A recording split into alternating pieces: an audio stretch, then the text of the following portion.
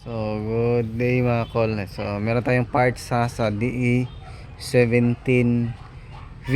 So, ito is 4x4 Tiptronic. Meron siyang transmission. Sa Tiptronic to, yung Bulldog type. Yan. So, yan po yung makina niya, non-turbo. Din nito is 4x, ayan, 4x2 pala yan. 4x2 na Tiptronic. Yan. Pwede natin yan i-parts out kung ano yung kailangan nyo na parts.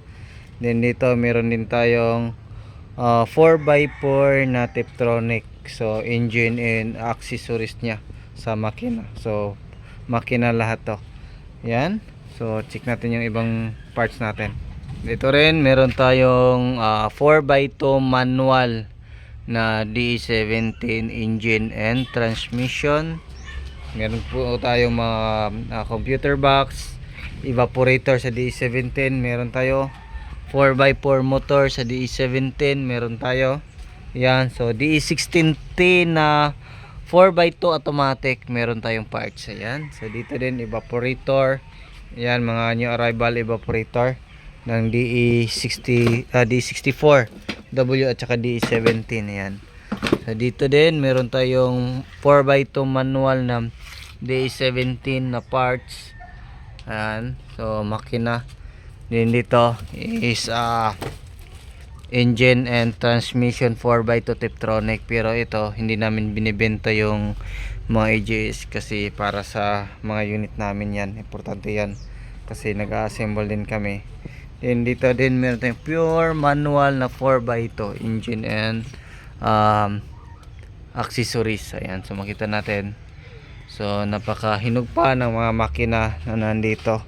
Yan o. So makintab pa. Yan o, kintab pa ng DE16 engine. Yan, so tingnan din natin dito. Meron tayong mga coil spring. Ayan, so standard ito is wala na to, galing to sa ating unit, tinanggal natin. Ayan, so ayan po yung mga coil natin. So ayan, so baka meron kayong kailangan. Ayan, so mga standard po yan, Japan original. So kasi nag-stock ako ng ganitong karami ng coil kasi sa mga semi-lowered, katulad nito mga semi-lowered, pinapalitan namin yan ng standard para mas magamit ng customer natin yung mga kanilang mga unit. Yan, so check natin yung ibang parts natin sa mga unit. Yan, so engine, yan, so buong engine kung ano yung kailangan na parts. Meron tayo mga ignition coil, yung mga injector, marami tayo. Ayan, so meron din tayong mga surplus na injector. Ayan, napakarami ng injector natin dito. Ayan o, injector. Ayan, so ito sa turbo na injector. Meron tayo sa mga big eye. Ayan, so marami tayong injector. Ayan, dito naman mga ceiling console. Ayan, meron tayong binibenta natin yung ibang parts nito. Ayan, din dito naman meron tayong mga combination switch Japan original. So yan po yung binibenta natin, combination switch, spiral. Yan, yan sa Horneo, daming parts. Tapos dito check natin. Ayan, so sa unit na natin yan. Ayan, so tingnan natin dito yung ibang parts natin.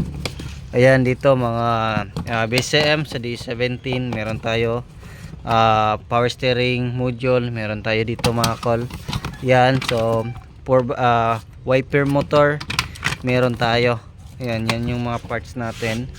Then dito check natin, yan mga ignition coil. So yung mga ignition coil natin, yan, so tag 500 bawat isa. Yan, so yung mga ibang binibenta nito nasa 800 to 1.5 yung binta nila. Sa atin dito is 500 lang bawat isa. Ayan, so yan po yung mga ano natin ngayon, mga parts sa ating mga unit. So nag-impok talaga tayo ng mga parts para kung may mga customer natin na kailangan ng parts, meron tayong maibibigay. So yan lang siguro yung ating video for today. Maraming salamat po sa inyong lahat. Ingat and God bless po.